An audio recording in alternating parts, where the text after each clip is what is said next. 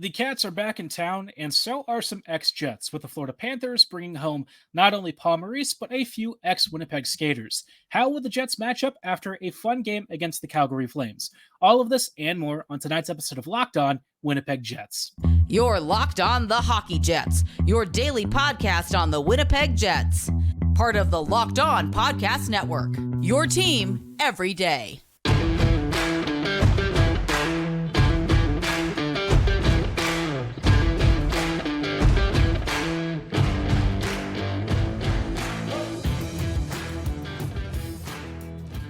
Good evening, friends, and welcome to tonight's episode of Locked On Winnipeg Jets, part of the Locked On Podcast Network, your team every day. I'm your host, Harrison Lee, an avid Winnipeg Jets fan and an online blogger. You can follow me on Twitter at HLLivingLoco and at LO_Winnipeg Jets. As always, thanks for making Locked On Jets your first listen of the day every day. If you like what you're hearing, be sure to like, follow, and subscribe on all of your favorite podcasting platforms and YouTube. Doing so, of course, is always free of charge and ensures you never miss another episode. But most of all, we just love and appreciate your support. Today's episode is brought to you by Jase Medical. Empower yourself when you purchase a Jase case, providing you with a personal supply of 5 antibiotics that treat over 50-plus infections. Get yours today at jasemedical.com. That's JASE medical.com. Now, like I said at the top of the episode, the Jets are welcoming back the Florida Panthers, and we've had some pretty good rematches over the past few years. These games are kind of a fun one because it's a bit of a homecoming for Paul Maurice after he left, a pretty long legacy with Winnipeg. But I think a lot of us, can honestly say it was a bit of a mixed legacy, right? There were some really good highs, but there were also a lot of lows. And unfortunately, he was a huge part of the reason why the Jets over the past few years not only struggled to really bring in, young talent, but also had serious locker room issues. So it's kind of nice to start a new chapter and, everyone kind of go their separate ways relatively amicably. Perhaps not everyone was thrilled with one another, but at least they separated on decent enough terms, if you can even call it that. But as far as what the Panthers are rocking this year, they're not actually that great looking, if we're being honest. It has some shades of what we saw with the Calgary Flames, but unlike the Flames, I would say Florida's top-end talent is definitely better. You've got Verhaeghe, Barkov, and Rodriguez, and those of you who remember Erod know that he was a really interesting bet with the Pittsburgh Penguins, and then, has somehow found his way back to the Panthers in all of this. I don't even know when he moved to Florida, but I remember him being a really solid, middle six to top six winger with some surprising scoring pop. But then you kind of look at the rest of the team and you're like, ooh, it's sort of an odd arrangement. I can tell that Paul Maurice has really gone for a relatively balanced approach, which, sometimes doesn't work. But I think in this case, maybe it'll help Florida kind of mask some of the lack of very good depth. Because then you've got a second line of Mackie Sameskovic, and then you've got Eetu Luostarinen, and then Matthew Tkachuk. And Luostarinen and Tkachuk are decent. I don't know that much about Sameskovic. Maybe he's or Sameskovic. I hope I pronounced that right. Maybe he's good. I'm not overly familiar with him, but you look at this lineup and it's kind of a strange one. The third line is Cousins, Lundell, and Reinhart, and then the fourth line is Lomberg, Stenlund, and Lawrence. So obviously, that fourth line is not particularly good. It's something that Winnipeg might have had a couple of years ago. Our old friend Stenlund appears to have found himself a home with Paul Maurice, which is sort of funny considering he just had some time with Bones and was seemingly a bit of a favorite for Bones for a bit. You could definitely tell that he likes Stenlund, and honestly, Kevin wasn't even half bad. I thought he did a pretty solid job. But, outside of Barkov and Tkachuk and Lundell and Reinhart, you look at the rest of this team, there's not a lot of elite talent. It's very spread out across 4 lines, but I don't know if that's actually all that helpful because, I don't know, it just feels like this doesn't have a lot of scoring punch. That's the vibe I get. There's a lot of guys who are comfortably middle six, but are perhaps being asked to play roles that are a bit above what you'd expect from them. So I don't know if this is a trap game or not. Their defense is a little bit better, I would say, in some areas, but overall, this is not a blue line that looks like it's going to be stopping much. And look, I know that they did lose Uyghur to Calgary, and now they've lost Ekblad again due to injury. But even still, man, Forsling and Oliver Ekman-Larsson as your top pairing is a little bit scary. Mikkola and Kulikov anchored the second, and then Mahura and Balinskis is the third pairing. And honestly, I don't even know who some of these people are. This team does not look very good. It seems like Florida really pushed all of the chips in over the past year or so, and the price that they paid for not actually getting anything out of it is to, well, have a bit of an exodus of some talent and also just kind of look like a really rough team. They just lost last night to the Minnesota Wild 2-0. And, I'm not getting strong vibes that this team is going to be all that great. The Atlantic Division is kind of wide open, but I can't imagine that the Panthers are going to be a team that's really angling for the top. Honestly, this team might even struggle to make the postseason. It's not the worst team I've ever seen, but I'll tell you what, this does not look like a particularly great Panthers team. It reminds me a lot of some of the issues the Jets had where, there was definitely a lack of scoring depth. It seems like Maurice is trying to cover that by having, like a 3-line combo with a fourth line that gets used sparingly. I would imagine the Stenlund line with Lorentz and Lomberg does not see a lot of ice time. You just hope that they can relieve the top 9 and eat up some minutes, maybe hit a few guys, and kind of go from there. But overall, yeah, not looking at this team and seeing much of a juggernaut. Now, I know the Jets did lose to a team that was also not very good in the Calgary Flames, perhaps even worse than this lineup. But by the same token, the Jets are going to be at home. Winnipeg has, the ability to really control it 5v5. I thought they showed a lot of it against Calgary. So I would actually have expectations for this upcoming game. I think Winnipeg should win this one. I'm going to predict a 4-2 victory. I'd be curious to know what you think. Are you predicting a Jets win? Do you think Winnipeg will start off the season with a second game with a nice rebound effort? I got to say, I think if anything from the first game was any indication, this team looks pretty good. I think they're going to win a lot more games than they lose. I think they'll be very competitive this year. Obviously, the health of the team is going to be a major concern because the depth, I don't know that they have as much in the system that can immediately step in and, replace an injured player. I know people have talked about the Moose having some really good talent, and that's true. But some of those guys are definitely a little bit of a ways off, and I don't think you'd really want to ask them to try and fill the gaps for guys like Mark Scheifele, Nikolai Ehlers, etc., right? There are other options, but by and large, right, this team is going to have to try and survive with what it's got. And so that's going to be a tough one, but we've seen Winnipeg have a very next man up mentality in other seasons. I don't think that'll be any different this year. So cross your fingers and hope that everyone stays healthy. Now, speaking of everyone staying healthy, there was one piece of really good news regarding a Jet who looked like he might be injured in the last game. We'll talk about that in just a little bit, as well as some interesting trade suggestions surrounding the Vancouver Canucks. Before we go any further, though, I do want to shout out our friends and partners at Jase Medical. Obviously, when you're out in the field, a lot of you like to travel. Some of you are very adventurous. I know I always like to travel for sports. But say, you know what, you're out in the boonies, right? You're hanging out. Maybe you're doing some hiking. You're enjoying some time off, and all of a sudden, you stumble and maybe you cut yourself on a branch, and suddenly you find yourself worried that perhaps you've got an infection. And lo and behold, next day or so, you've got a fever. You're out in the field and you don't have much. Jase Medical is offering you a great option to help treat over 50 plus infections, stuff that's very common, stuff that you can encounter in the field. They have 5 life-saving antibiotics for emergency use, and they're very easy to work with. All it takes to get a Jase case is to fill out a simple online form, and you know what? Maybe it'll take even a quick call from one of their board-certified physicians. And of course, once you've started your antibiotic subscription, you can also get ongoing care from their physicians and ask any treatment-related questions. It is doctor-created and doctor-recommended. So if you're ready to get started, I would highly recommend that you go check out Jase Medical right now. You can get $20 off on these life-saving antibiotics today from Jase Medical by using my code LOCKEDON at checkout on jasemedical.com. That's JASE medical.com. Hello, friends, and welcome back to this episode of Locked On Winnipeg Jets, part of the Locked On Podcast Network, your team every day. Everydayers, thank you so much for joining us in tonight's episode as we talk about some good news for the Jets, as Winnipeg has avoided any serious issues with Nikolai Ehlers.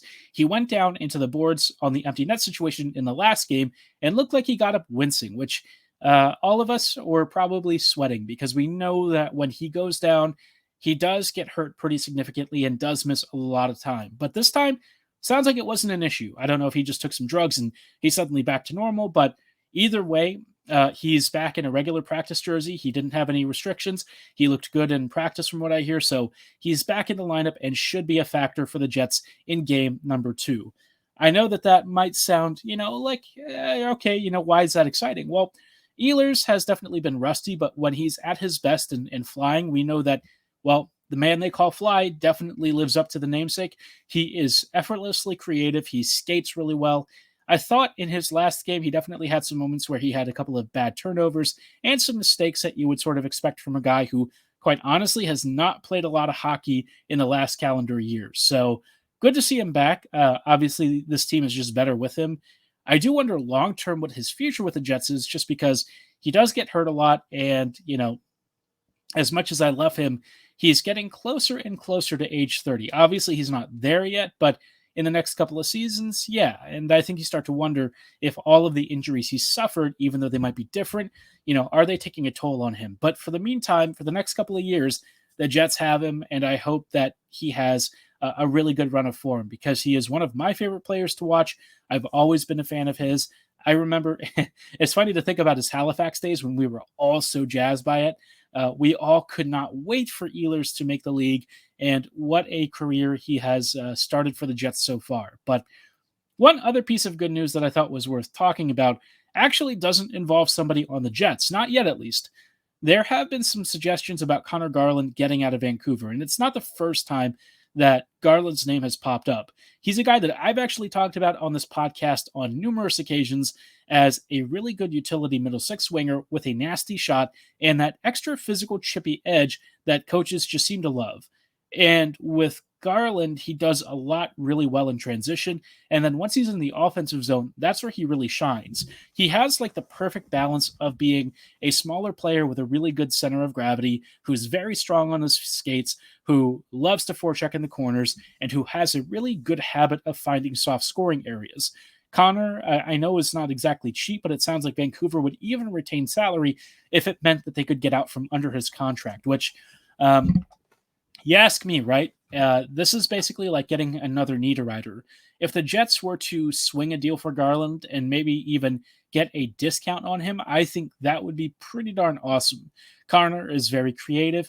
I think if you swapped him for Appleton, I think you'd see a considerable boost to that third line. And apparently the Jets were actually interested. Nashville has also inquired, but the Jets had some interest in Garland, which isn't the first time, as far as I know, that they've been linked. I think there have been some rumors in the past that Winnipeg was thinking about it, but looked at his contract and salary and thought maybe not. This time, though, there might be some real legs to it. And if the Jets were to swap Appleton's salary for Garland's, I think that's a much better use of cap space, plus a little bit extra for Garland's contract. But again, not enough to where I'd really sweat it. I think for what Garland would bring to this team and how he could really help the top 9, I'd 100% do it. The question then becomes what goes back with Appleton, right? Is there a low round pick or something? What's the deal? So obviously some details to work out, but maybe one of the more interesting rumors to emerge is that Garland wasn't the only one on the outs with Vancouver. Elias Pettersson was also rumored to be perhaps more on the block than people expected. And Pettersson is one of those guys that would be a dream. If the Jets were really taking huge swings for the fences and were trading like a top prospect or two as part of a package for an elite player, Pettersson is the kind of guy that I would target. Now, all that said, there is one guy that I'm thinking about who could actually really help Winnipeg, and perhaps would cost a bit more. But if you're talking about, Scheifele and Hellebuck now being locked up, you kind of have to look more at the present than you do the future. Pettersson, I think, is going to be a little rich for Winnipeg's blood, but if you were to look at Brock Besser, he might be a really interesting candidate. He had a really big first game against Edmonton. I think he scored, 4 goals or something?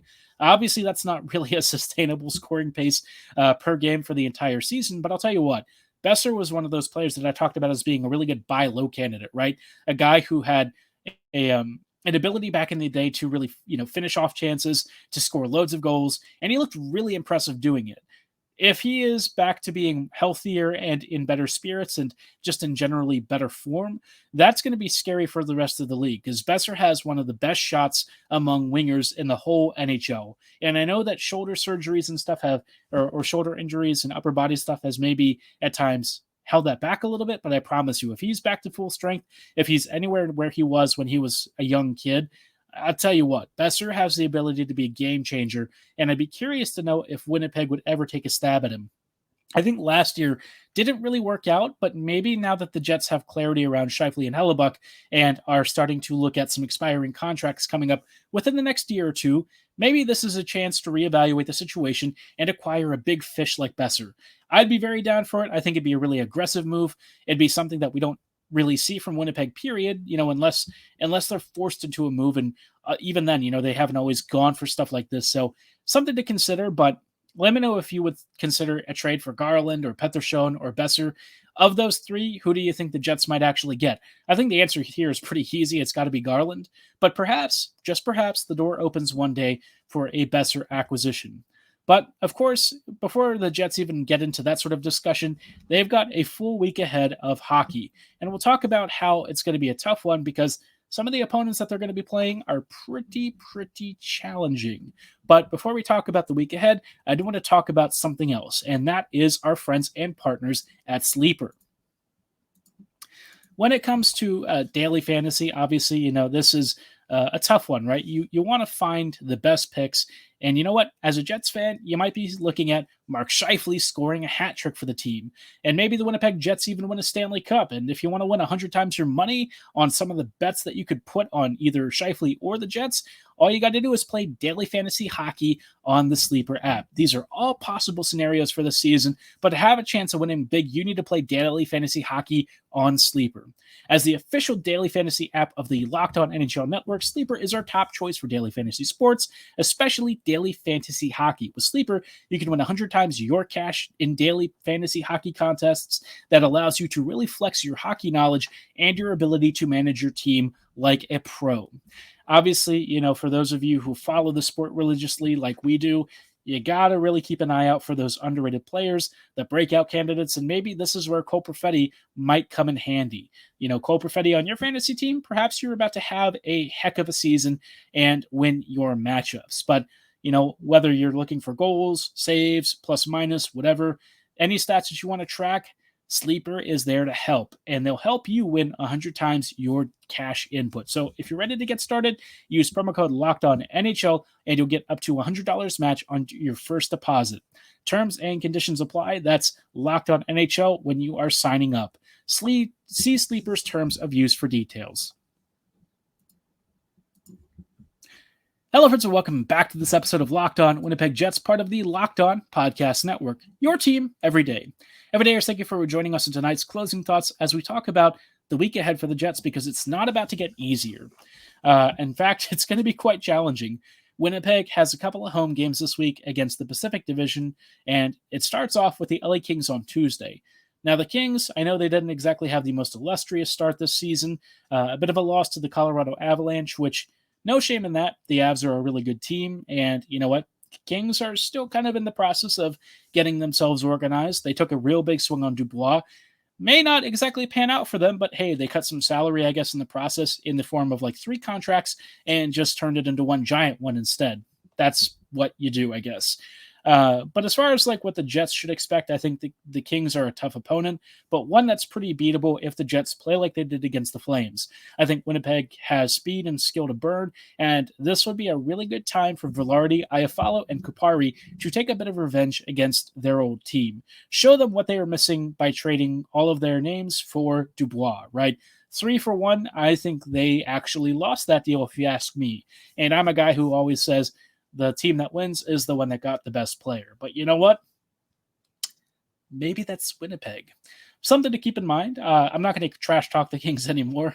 Obviously, that was a trade that was more out of necessity than anything. But Winnipeg somehow ended up on the pretty good side of that ledger, if you ask me.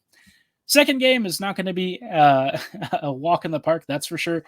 Defending champs, Vegas, coming to Winnipeg, should be a very tough game. Obviously, Vegas just won the other night against, I think it was Seattle, and the Knights are a tough opponent. They score lots of goals. They have a great counter.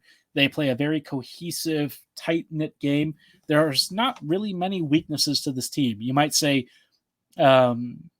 defending or goaltending, but they don't really seem to struggle there. The blue line is active and aggressive. The goaltending with Aiden Hill has done enough to keep them afloat. So as long as they just do what they do as they usually do, that is a really tough opponent, man.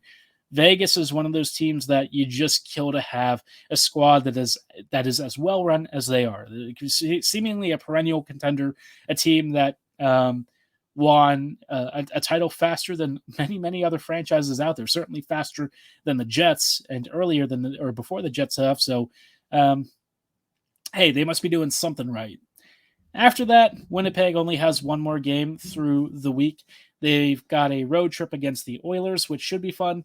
Edmonton looks a little bit shaky, and if you ask me, I think all of the stuff that they've done, a lot of the expenditures that they've made that haven't exactly been ideal, a lot of the dead weight on that roster, and the goaltending, all of that stuff is kind of putting a real damper on the start of their season. Now, I don't think they're going to concede like 8 or 9 goals as they did against Vancouver in the first game, but I'll tell you what, this is a very vulnerable Edmonton roster.